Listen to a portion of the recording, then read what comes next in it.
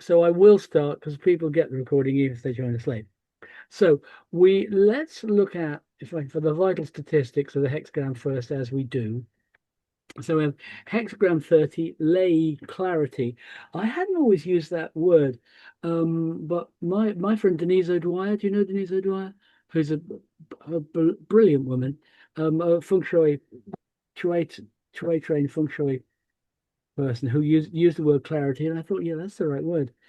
So I've quoted Liu Yiming, who is the guy whose material is that, the Taoist I Ching, which is, as you know, I recommend Wilhelm as a reference book.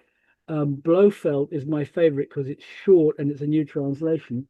But Wu Jing Yuan is the main thing, and Alfred Huang. But this guy, Liu Yiming, he has a very odd kind of away with the fairies kind of take, and it's sometimes really, really poignant. Anyway, he says, if you only know how to use illumination and do not know how to nurture illumination, you will not attain development. So, what we have is this idea of light, this idea of clarity, in a broad sense of being aware, but maintaining extraordinarily high standards of behavior, of consciousness, possibly even of morality. And it is a very big idea. So, structure. Um, Fire over fire, second daughter. And there's this idea of there being, if you like, two sources of fire. There is this metaphor of, I mean, you probably know more science than I do because I know very little. It's the blue bit in the center of the flame that's the hottest, isn't it? So it's like there are two centers of two flames in this case. Um, it's two yin lines, four yang lines. And it requires that imbalance for it to work in the sense that it is talking about the way that people cooperate and the way that the genders cooperate. And I think that requires one to be outnumbered and more dependent than the other. But one of the key themes of this is dependence, codependence, and what you might call radical dependence. And radical dependence is this idea that when you get into a relationship, um, you go with it and you get to the point where neither of you is kind of independent anymore at all. And there is a lot of resistance to that, particularly among men in relationship. I mean, it's my observation, that may not be fair. But in the word independent is used as a term of endorsement. But codependence, radical interdependence, is the only way we're going to get out of the mess that we are in at this point as a race. And this is clarity, this hexagram is all about that. And what it shows is there is coupling but no correspondence. So 1 and 2, 2 and 3, 4 and 5, 5 and 6, all couple because you've got yin and yang connections, but you only need two yins carefully placed in order to arrive at that. And there is a whole load of information in that kind of observation. As you might expect, it has two rulers or two hosts. Most people would agree that the second line is the major host. It is a yin line, therefore not firm. In the second place, therefore correct, and in the on the middle path. It's in the center. The picture, the image of the aureole, bright colored birds. I think sometimes people would say a phoenix. It is the same bird as is some methods would put at the front of a house, the Mingtang. The time is the summer solstice, so it is the absolute height of yang, the height of fire, and the nuclear, number 28, the ridgepole, lake over wind, which is great stress coming. So, have I got I usually have another bit here, don't I? This is all in the funny order. So bear with me. As I said, I've got a lot of ideas and I'm not sure how ordered they are. So the two sources of light are the sun above and the moon below. They are two tongues of flame, if you will, a crimson bird. It's the year encapsulated. I guess we're talking about light and dark coming. And fire depends on fuel, just as the two yangs depend upon the yin. That's what Peter Firebrace, who I mentioned before, who was teaching me Book of Changes earlier this century, who is an acupuncturist. I don't know whether he's still active, but a brilliant, brilliant man. And I refer to his stuff every time I write this. If you've drawn this hexagram today, which is the point, I'm doing this because when I put this recording onto YouTube, if someone has drawn this today, I have something to say about it. And if they've come across it, they have drawn this today. And if you are present here now, you have drawn this today. If you're listening to a recording, you have drawn this today. So you may be being offered clarity, and it's likely that it requires opening to cooperation and indeed to dependence. And many people will go, whoa, not dependence. It may be the most powerful relationships entail mutual dependence, and pride is often in the way. And the word clinging, which is one of the words used instead of clarity, has very deep overtones. The idea that to be in a relationship of mutual dependency is a kind of clinging, is a serious disincentive. And I think it is something that it is a misunderstanding of what's going on in this. And Wilhelm says the second line may be ruler in a more marked degree, for fire is brightest when it first flames up. So if we look at the hexagram itself, I've got another thing here. I will trust that we get to it when we need to.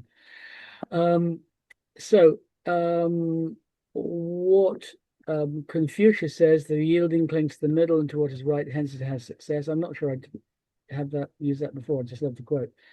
The Gua text, Li Chun Heng Chu Pin New. Now, those of us who look at the Book of Changes regularly will recognize those first three words, Li Chun Heng, because it's Yuan Hen Li Chun, which is the four-part invocation, if you like, something like to the earth, to the sky, to the sea, to the fire, something like that.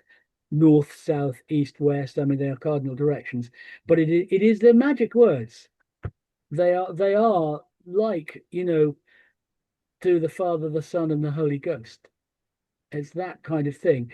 And the implication, looking at it from a kind of meta position, is that because we've only got three and there's one missing, they're in a different order. So this is in some sense not the beginning. It's in the process. It's about equal opportunities. What the conventional way of looking at the cow and the bull is that it's suggesting that both cow and bull are dependent upon the farmer in the nicest possible way. And the cow is dependent upon the bull, and the bull is dependent upon the cow. And the fire is dependent upon the fuel, and so on and so forth.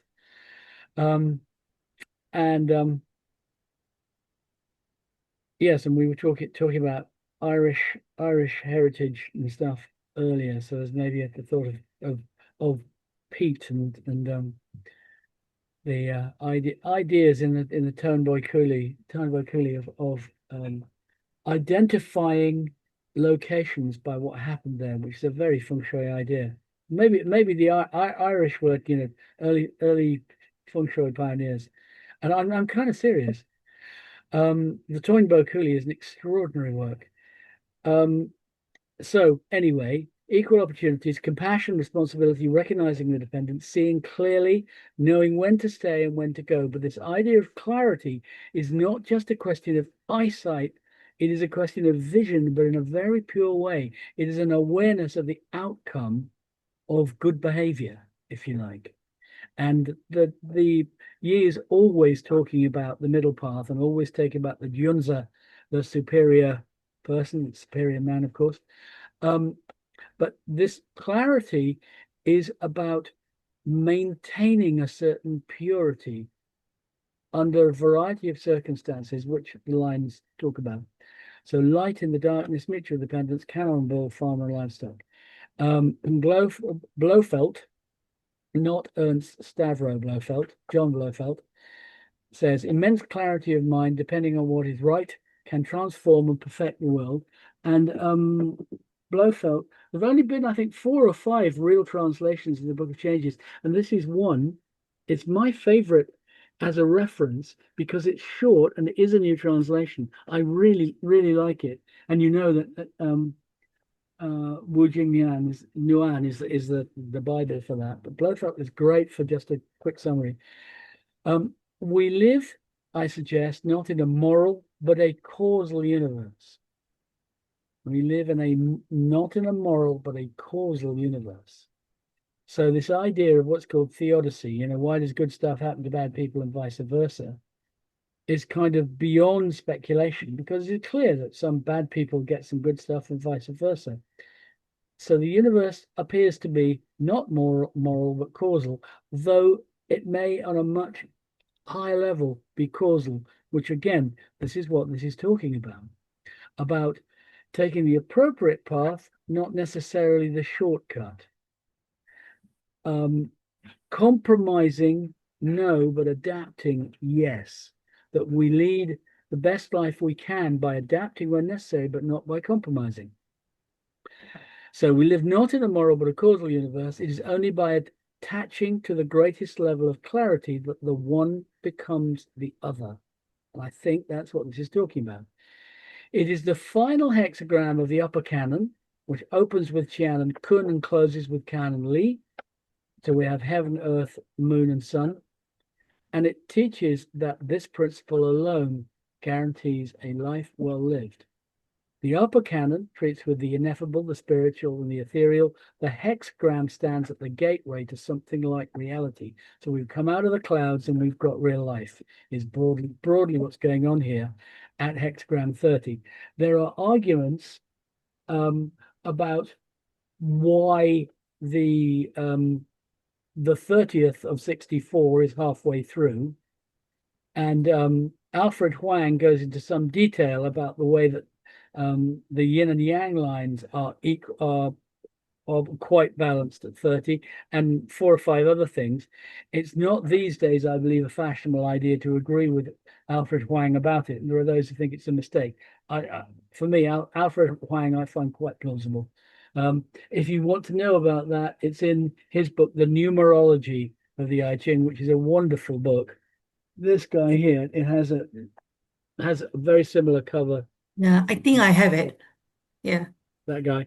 Yeah. It's a wonderful book, but it's not beach fiction. It's requires concentration. It took me quite a month to read it. But the solution is light in the darkness. This hexagram is about the distinction between right and wrong, or more properly, you might say between the appropriate and the inappropriate. And that, Latifa, is what you and I were talking about this morning. I said it wasn't a moral choice, it's the appropriate and the inappropriate. I didn't say that. That's what I meant. Yeah. To know the difference requires the bright light of integrity. The difference between the appropriate and the inappropriate. This hexagram is about the requirement of consistency, sticking to the highest standards to maintain the light. But like everything in the Book of Changes, the Tao that can be named is not the Tao. So it is sticking to the highest standards, which of course may not always look like that and may require a certain amount of flexibility, not moral flexibility, but various kinds of survival flexibility. There may be adaptation, but there cannot be compromise. And here ends the upper canon with the passing of Li the Light. I have more than you have on the texts, and I will try and go through it relatively rapidly. But there's quite a lot here, and I haven't marshaled it all entirely, so forgive me. I've topped this with a quotation from St. Mark, chapter 8, 36 to 37. What shall it profit a man if he shall gain the whole world and lose his soul? And that's what we're talking about. We're talking about the positive side of that, gaining and maintaining your soul by, if you like, appropriate behavior. And the first line, walk reverently, proceed respectfully, no error. I think there's some kind of rhyming in that as well. Yang, firm, correct, not central. Now is the time to advance appropriately. So if you have drawn this today, now is the time to advance appropriately, is what you've got if you've got the first line changing. If you've been waiting, now is the time. Calm awareness is the key. Uncertainty as to your aims may delay or waylay you. The prideful and willfully ignorant can remain benighted in the heart of the fire. the prideful and willfully ignorant can remain benighted in the heart of the fire. The first change is to fire over mountain, Lou, the traveler, hexagram 56, which is about being exemplary. So the first thing to derive from this is that we have to be what we subscribe to, because that is the way that other people might do it, and we might save the world that way. If I had had time, I was looking for a quotation from Pilgrim's Progress, and if anyone knows their bunions from their onions, and there's something in there that is along that this line that he has. I mean, the hymn, was it "He who would valiant be against all disaster"? I'm sure you know that one, Elga. Mm. It's Bunyan is making similar points. Yeah. Yeah, clarity in the broader sense, a panoramic view. In other words, the aim is to be sufficiently aware of everything in our reality that we can take responsibility for it, that we can adjust what requires adjusting, and that we can make a difference to, that we can accept what no difference can be made to, um, and we can maintain an equilibrium between being aware of what is substandard and allowing, by dint of our observation and our good behavior, those things to change in a kind of magical way, if that makes sense. It is safe to step into darkness if you take the light with you, I think is one way you might look at Lou the Traveler. Oh, excellent. We have Simone from Michigan, who is a star. So she's now on. Probably need to give her permission to record. I think. Oh yeah, there we go. Hi Simone, how you doing? I am recording, so it doesn't matter. You've missed 5 minutes. Yep. Thank you. I can probably give you permission to record as well. I can. Has everyone had? Yeah, you've all had permission to record as well. Yeah, so everyone who wants to record is recording. We're working through line by line. I was saying I've got a lot of material, not that well marshaled. And so you're probably lucky you've missed the first bit of this ramble, and you can pick the bones out of it later. So the first line change of hexagram 30 is to Lou the traveler, fire over mountain, a beacon and exemplar. Consistency is called for. You are in the spotlight, so behave accordingly, even if you're not in the spotlight. And Simone, you might be interested. I've probably told you the story of working as Father Christmas in Debenhams and memorizing the Book of Changes. Have I told you this story? Oh, another. Have I told you that? Good. So you know the background. Lou the Traveler. I always had an image of Fire on the Mountain. Yeah. And then, there's a banjo player called Lou playing Fire on the Mountain. That was how I remembered that one. Anyway, we have the second line, Huang Li Wan Ji, yellow and bright good fortune. The color yellow is the color of the emperor. It's a color of earth. It's a color of wealth, all sorts of stuff. And it is the reference point. So in a sense, yellow is the middle path. It's the right way to do stuff. It's probably not a coincidence that there's a yellow brick road. So if you're into the Wicked movies, so yin, not firm but central and correct, the middle path in action, and the instructions are to cast your light where it will illuminate most usefully. Fire itself has a yin heart, which is illustrated in the hexagram, because they're both yang yin, yang yin yang in both cases. Second change is to fire over heaven. Dayu, hexagram number 14, great possession. My mnemonic, which I've probably shared before, was Louis XIV, the Sun King. And there's something in the way the hexagrams are set up from 10 to 14 that are about the process of a revolution developing. So hexagram 13, which is actually one of these changed ones. Hexagram 13, which is Tongren, Union of Men, and the way it is structured, which is heaven on fire, it kind of has an implication in it. The thing about Tongren assumes that things are changed by violent upset, and I think the changing line may be suggesting that that is a mistake. And great possession is a peak of wealth and enlightenment, and in point of fact, what is referred to as the Enlightenment, which is Rousseau and Voltaire and Sam, what was he called? Payne, not Sam Payne. What was he called? He was a Thomas keyboard Paine. player in Little Feat, wasn't he? It's not Sam Payne. Who is it? Who's it? Thomas Paine. Hmm? Thomas. Yes, Tom Payne. I dreamed I saw Tom Payne last night. Yeah, that's right. Sam Payne was a keyboard player in Little Feat, which is not helpful. Still is, I think.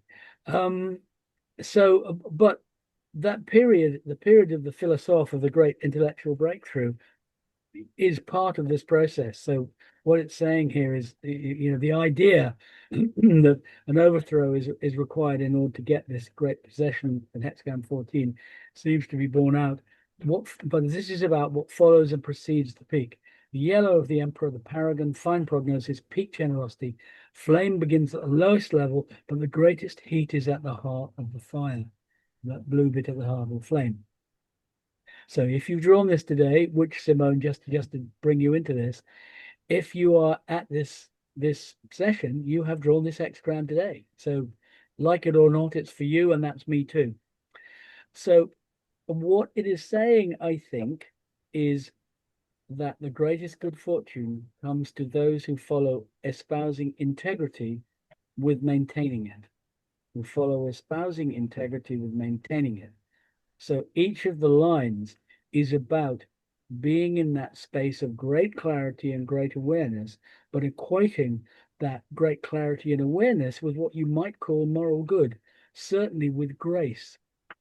So this is suggesting that you need to not just take it on, but maintain it. And there is kind of hidden in that statement a kind of, against all disasters, which is what John Bunyan was talking about. I think the trick is to leave that last bit out of it. So to be thinking only of the maintaining it. That makes sense. 6 at the third. I think that's first typo. So with first typo, I think it's 9 at the third, isn't it? Anyway, it doesn't matter much. Re, ze, zi, chi, li. The sun sets, so the brightness ends. Avoid drumming on an earthen vessel and wailing. Of course, great age size, disappointment. Now, this is about sic transit, Gloria Swanson. It's about things passing. It's about old age. Things that have been, themes of today with various people I've spoken to, of the changes that come with age. And it may be necessary to accept that everything, e.g. the lower trigram, ends. So we are at the top now of the lower trigram. It's about seizing the time and not wallowing. About the changes to Shihei, hexagram 21, biting through, which is about doing what's necessary. If you look at the structure of Shihei, it is fire over thunder, which means there is just one yang line in the middle between yin lines and a frame. So it's like hexagram 27, which has yang lines at either end, or top and bottom, and is biting. This is actually doing the biting through.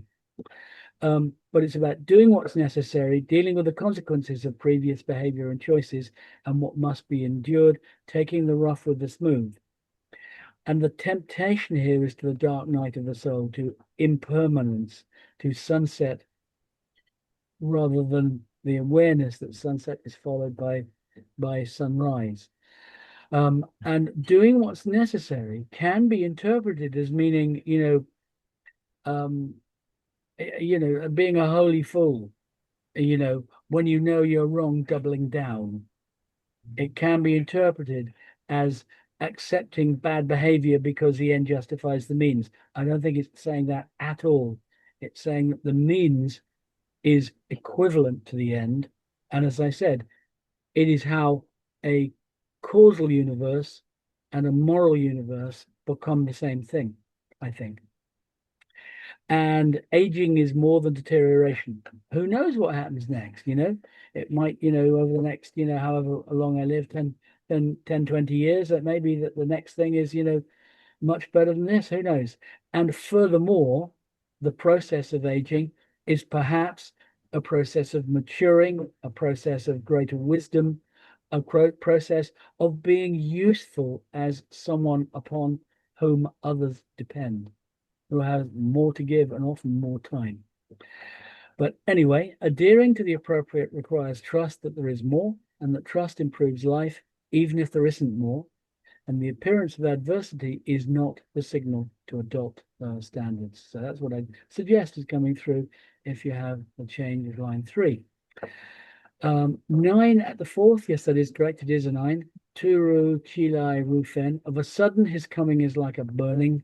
Rusi Ru Chiru, like a dying, like a forgetting. This is about the suddenness of fire. And it is being compared to, Peter Firebrace called it a flash in the pan, compared to short-term thinking, to compromise that takes you off the central path. And the suggestion is that if you stick to the appropriate, everything works out. It doesn't mean that there won't be lessons to learn on the way, and there may be discomfort, but nonetheless, that is the case. That is the case. And to follow that is an act of will, a decision that, in my experience, needs to be renewed regularly. Though I'm sure there are people that don't find it that hard, but for me it is. A brush fire, sudden and short-lived, awaiting a fresh start. Investment in what needs to be mended is recommended. It is a throwback to a better time. To quote Neil Young, rust never sleeps. And what did he say? It's better to burn out than to fade away. But it is this thing about the folly of youth, the romantic poets, who as Shelley and Keats and Byron, as Ben Elton said, pouncing around Europe in big shirts, the romantic poets. But it's about that folly, the 27 Club. I mean, those guys, Keats and Shelley and Byron a little bit later, but they all died quite young. But while they were all bouncing about, Mary Shelley was writing Frankenstein. It had probably survived as well as any of those works. And the 27 Club is a rock and roll thing, live hard, die young, leave a pretty corpse. To which, Jimi Hendrix, Janis Joplin, continue page 94, subscribe. Not a clever idea. James Dean, many more, Mark Bolan. Anyway, so this 4th change is to mountain over fire. B, adorn, hexagram 22, going back atavistic practices, because the image actually is of mountain over fire. There's something about people looking down from the mountain, or possibly deities looking down from the mountain at people dancing around a fire. But it's about consulting the earliest authority, if you like, but it is about not being hurried, which is particularly relevant in 2026 because there's going to be so much fire, and not compromising. And the temptation is to the trivial and the transient, an instant flame that flares and dies. And the piece of advice I would suggest is to take yourself seriously. Do not sell yourself short. And the hexagram B, adorn, which sometimes is the sign of refurbishment in feng shui. It may become necessary to adapt, but not to lower standards. And this is what clarity is about, is being able to see what's coming, to have vision, to see what is preferred with a light touch. And as I say, to adapt, but not to compromise. The 5th line, Chuti Tuo Ro, shedding tears in torrents, mourning and sighing sympathetically. Oh, another line, sympathetically. Good fortune. Yin, central but not correct. Senseless destruction. Good fortune is down to good rulers and vice versa. And this is a ruling line. And in terms of the structure of the hexagram, the 5th line, in many senses, is always the ruling line. It is the only one that can be firm, central, and correct if you notice the way the rules work. This is yin, central, and not correct. So there's this aspect of senseless destruction, and the moral it's drawing is that good fortune is down to good rulers and vice versa. And a yin ruler is empathetic and accessible, and is trustworthy even when dealing with disloyal underlings. And one of the things that it's saying, I'm just making sure it's in the right place, it's talking about justice. I hope I have the right line. It doesn't matter much if I haven't, but there is this insecurity of pressure and rivalry to deal with, so of personal motives. But one of the things it's dealing with here is the notion of justice. And one of the things I get from it is saying that the vengeance is no part of the state's remit. I mean, Donald Trump could probably make use of that observation, but we do not incarcerate people in order to hurt them. We incarcerate them to get them off the streets if they're dangerous, to set an example to other people who are dangerous who might therefore change their ways, and to rehabilitate. And I think the fifth line is saying something about along those lines when it talks about King Wen putting down various insurrections, and he would execute the leader and be very merciful to the followers. So the fifth change is to heaven over fire, Tong Ren, union of men, which, as I said, has an implication of the need for violence before you get the change that comes in the subsequent hexagram number 14. And the implication of that is the belief that men can only cooperate in reaction and that violence is necessary. Now, the fact is that Jesus did turn over the tables of the money changers in the temple, which suggests he had a bad day at the very least. But it suggests he didn't always turn his cheek. So that possibility of violence, I think, is a mistake. And I think, if we had Jesus here now, he might say it was a mistake, but he may have decided it was the only way to get rid of the money changers. Who knows? But the clarity requires an awareness of the karmic aspect, an awareness of the genuine justice, and it is not about vengeance. So uneasy lies the head. There may be pressure and rivalry to deal with. Exalted position of its own does not make for a satisfying life. So we have a possibility of someone here who's, done very well for themselves, but is not happy with it. So again, if you draw on this, it may be about that kind of a thing, and it may be that your life needs to expand a bit. Only appropriate behavior will make for a satisfying life. So rather than, surrounding yourself with comforts, it might be that the answer is to get out there and to, if you don't think the world is a nice place, maybe you could be part of what makes it nicer. Weakness is made strong by right behavior. Weakness is made strong by right behavior. So the hexagram that this line changes to, union of men, Tongren, the questionable assumption that there has to be a struggle. The 9 at the 6th, yeah, I've got the numbers right here. Being good, he separates the leaders, but doesn't catch their ugliness, no error. This is a puzzling one. It's yang, it's not central, it's not correct. Because it's the 6th line, it's above it all. It's the line of the gods, it's the line of retired leaders, elder statesmen, and it's the line of religious beliefs and ideology, perhaps, as well. So as I said, the previous line, purpose of justice is rehabilitation, protection of society, deference from recidivism. It is not the legalist view, which is the happiest societies are one with the worst punishments, is, intuitively a pretty silly idea. This bit of text actually should have been on the previous line. It doesn't matter too much. But I had an example from the West Wing about this, because there's a bit where who's a fan of the West Wing? No, Simone, no. Or have you identified it as a fantasy now? Yeah, that's a fantasy. I still love it. But there's a bit where Martin Sheen's daughter, played by thingy, who's gone on to greatness, I forget her name, who was also in madmen. Doesn't I won't labor for her name.